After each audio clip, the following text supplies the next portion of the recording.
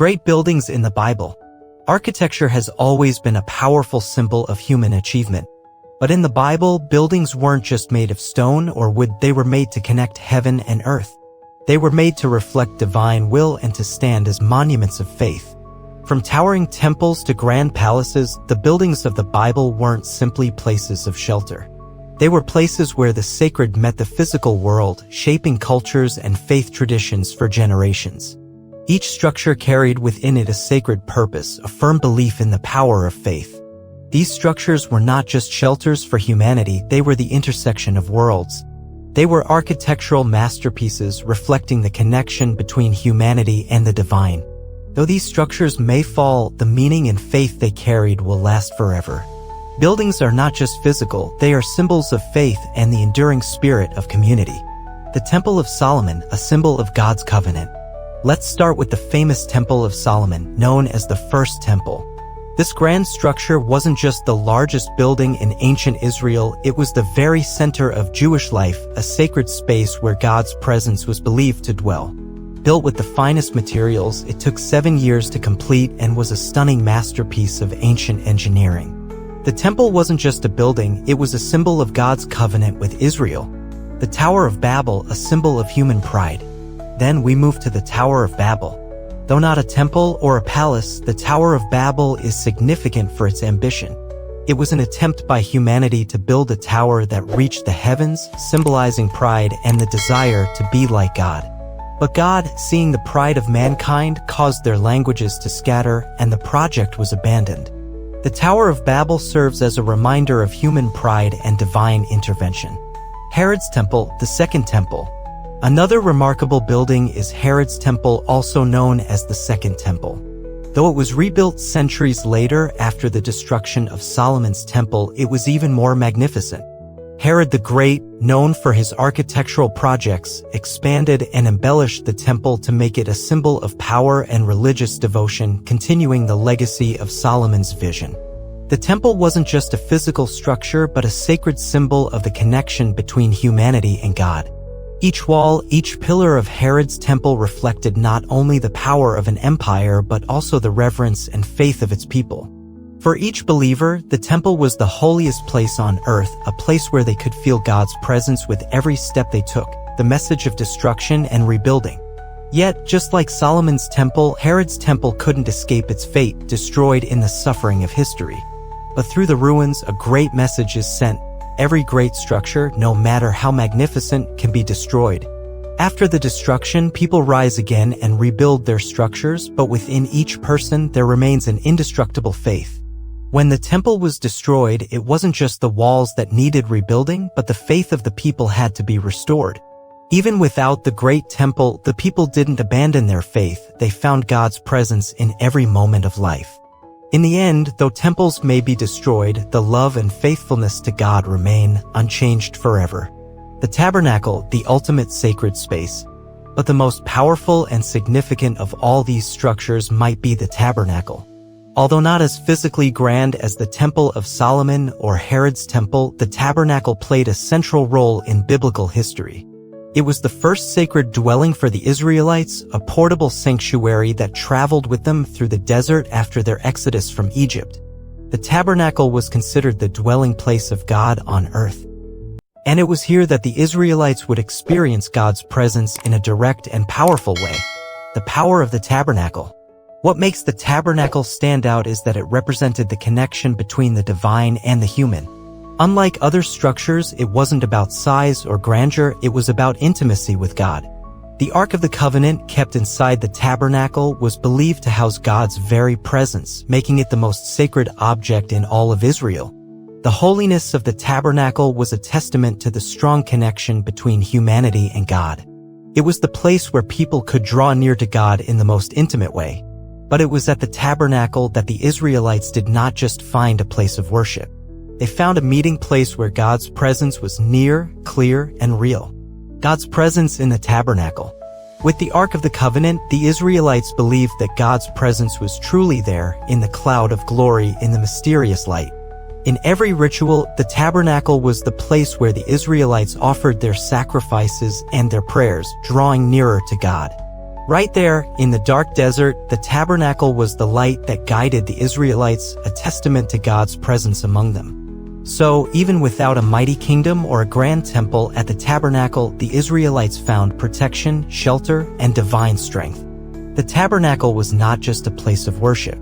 It was a sign of God's companionship, a symbol of the unbreakable bond between God and His people. The eternal presence of God. Wherever they went, the Israelites found comfort in the fact that God was with them. It was His presence that gave them strength. The tabernacle was a reminder for all of us of God's closeness and unconditional love. It was a mobile home, a proof that God is always with His people.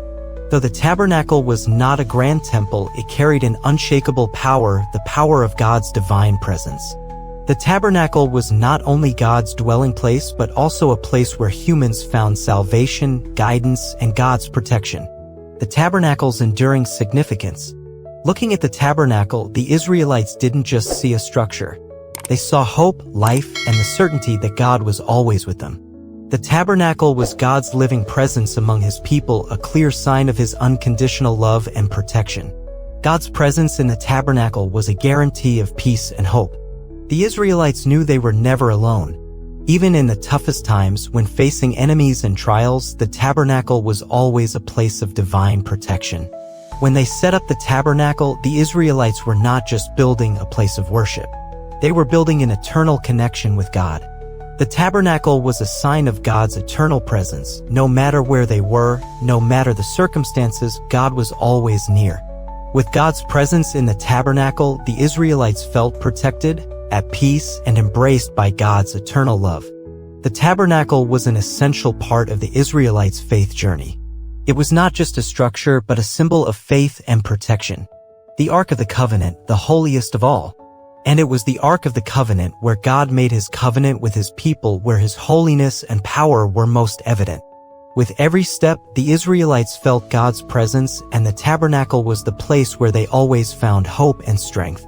As time went on, the Temple of Solomon was destroyed, and the tabernacle's role was eventually replaced by the permanent temples in Jerusalem.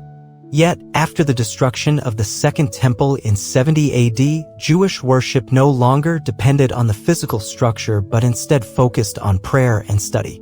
It was then that people realized that the temple was not just a stone structure but a place where the spiritual meets, where humanity connects with God.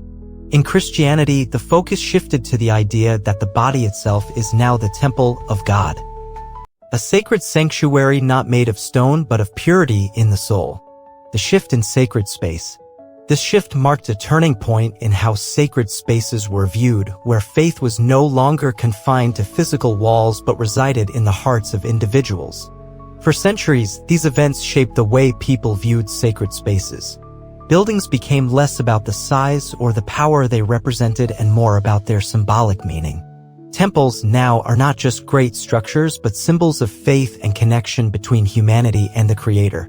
Sacredness is not only in grand structures but in every ordinary moment, in every act of love and sharing between people. Therefore, the ultimate temple is not a building but a heart full of faith, a soul always directed toward God. Every sacred space, whether a church or a soul, can be a place where love and faith converge, and that is the ultimate meaning of a temple. Sacred space in modern times.